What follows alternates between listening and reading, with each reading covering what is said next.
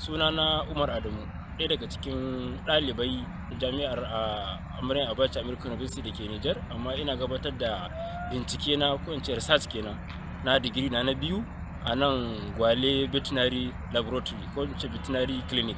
So alal hakika ana ɗan samun cases na wato cizon cutar kare. Ita wannan cuta gaskiya da turanci muna kiranta rabies, kuma akwai allura da ake yi a rigakafi da ake ana ce mata anti-rabies.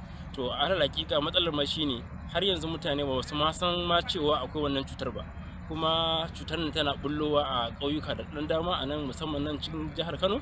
Kaman last week an kawo cases irin wayannan wanda shi karen yayi cizo din ko ya gushi din, dan ana samun cutar ne as a result of a sakamakon kare in yayi cizo ko kuma in yayi yagushi, wanda a nan Gaya local government an sami wannan bullon cases din wanda kare ya gushi wani ko ya ciji wata dabba, ina ga sanuwa ce ba. To haga akalla dai aka zo aka ta gwaje-gwaje, abun ya kai ga aka ta cases tsakanin shi mai kare da kuma shi ita mai sanuwa.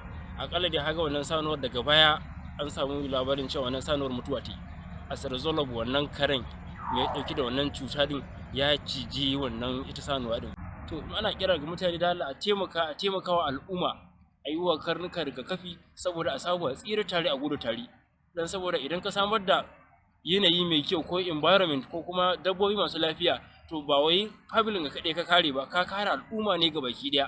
Ina fatan da wannan kiran mutane za su hankalta ko su farka su gane cewa ba karnukan da suke ajiye wannan fa akwai wata cuta da take da illa ga ɗan adam, take illa ga mutane, da ya kamata su garzaya su je su tabbatar da cewa sun yi rigakafi nan, saboda rigakafi nan zai taimaka al'umma sosai. Jama'a assalamu alaikum warahmatullahi ta'ala wabarakatuh.